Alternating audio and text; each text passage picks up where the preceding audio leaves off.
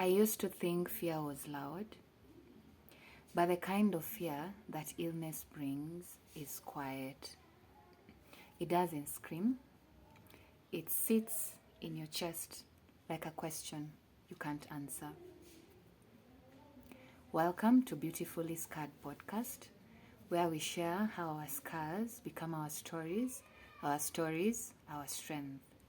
Real scars, real stories, and real healing. So, in episode 2, I talked about loneliness and identity loss here, about feeling invisible even when you're surrounded with people. So today, I want to talk about what came next. Because once the loneliness takes over, something else even more powerful takes over. And that is fear. Fear of surgery, fear of the future, fear of depending on people, and grief, the kind that nobody sees. And if you've ever been afraid of tomorrow, I want you to stay with me. I had been unwell for a while, and by this time I didn't want it to be anything serious. So I was ready. High blood pressure I could do. I was ready to take this medication for the entire period of my life.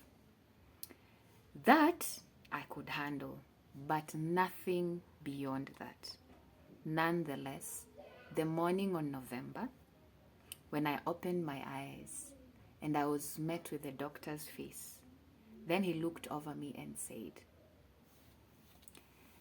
"Young girl, your kidneys are failed, you're toxic, and you need urgent dialysis." Tears were not going to save me from my reality. It was confirmed. Finally,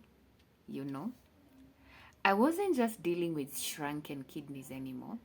No, I wasn't just dealing with a boot-shaped heart. Neither was I just dealing with moderate heart failure and extremely high blood pressure. But now it had a name: chronic kidney disease. So,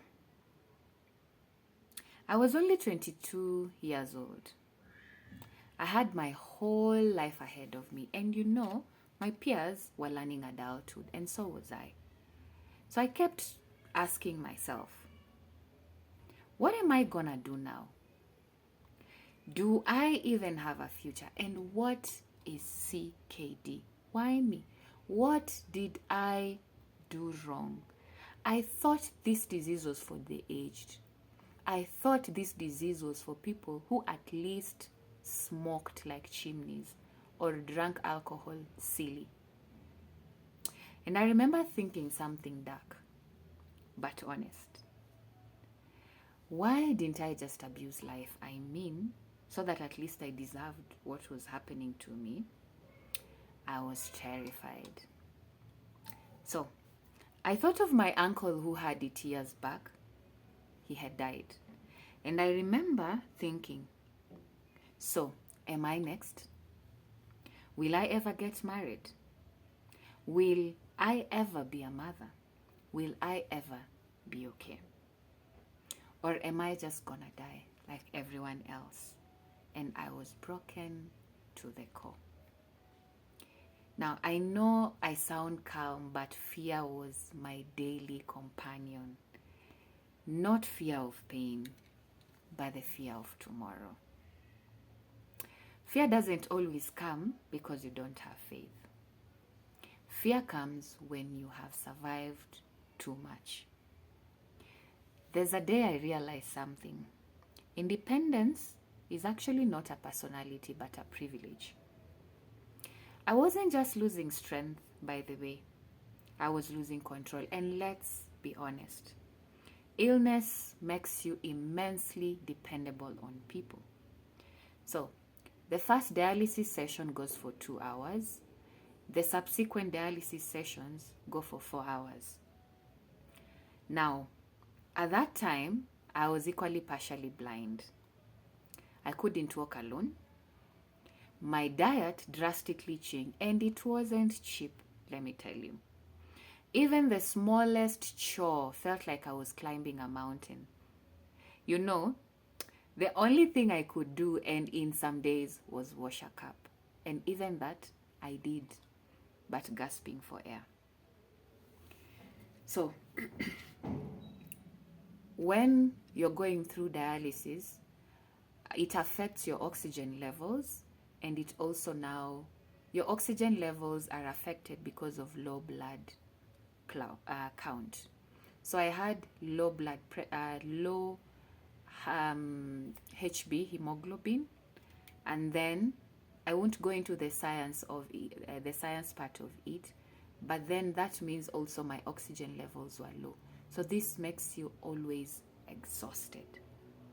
And while all these things were spiraling in my life, at least I was using my dad's insurance to cover my health wahala. At least that part was sorted.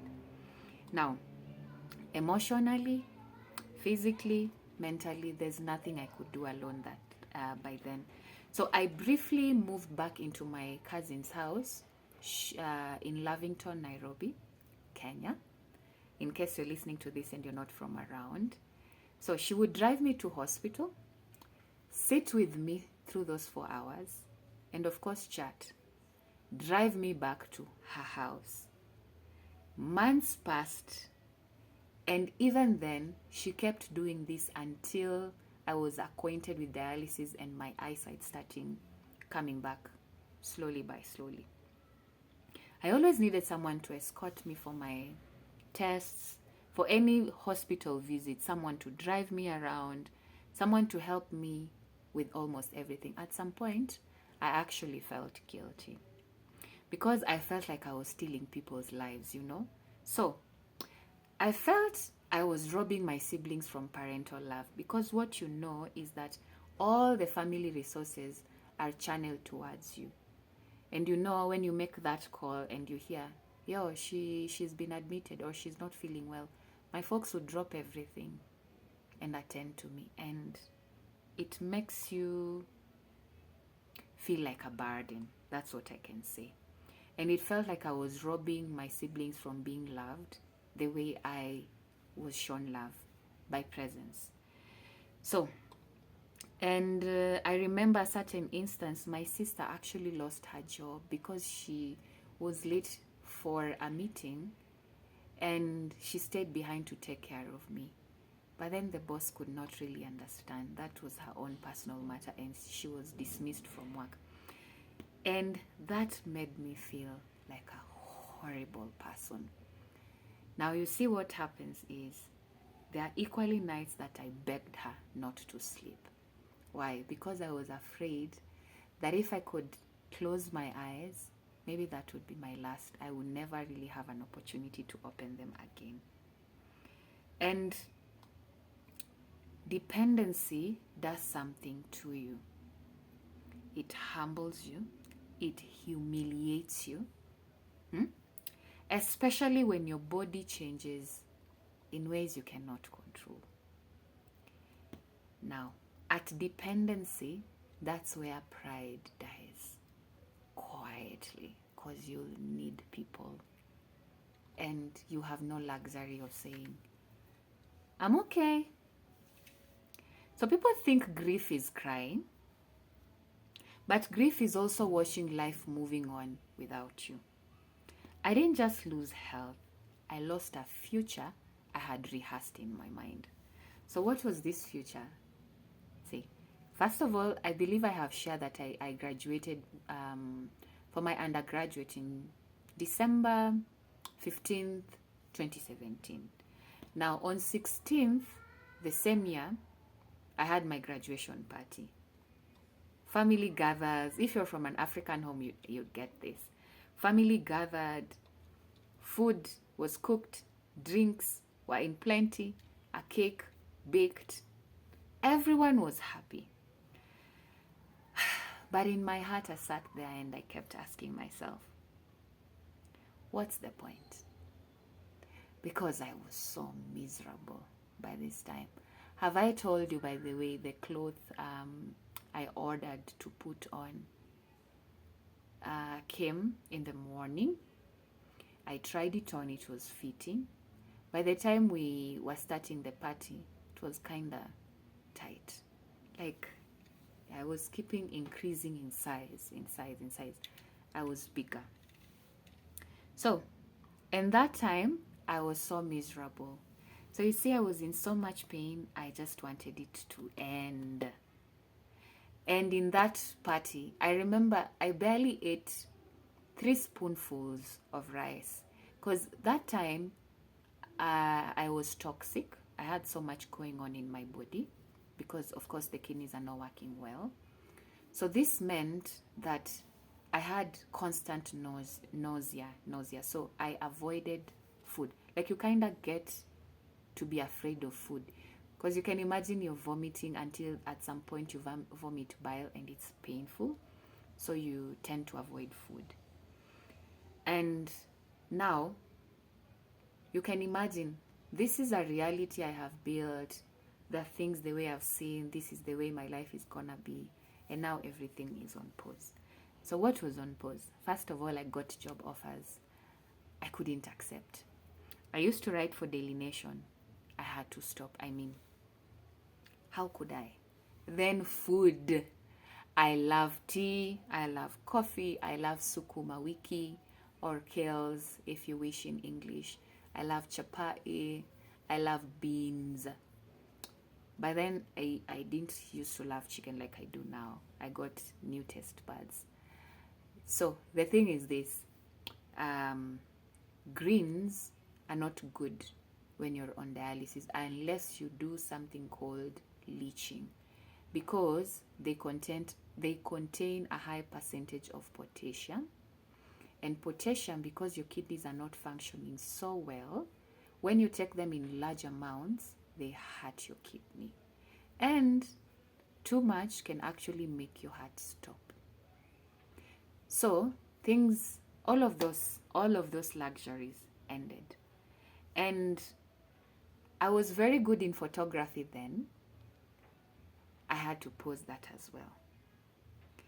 I had just moved to my new house, but since I was depending on people, I also needed to move back with my cousin, though for a brief period.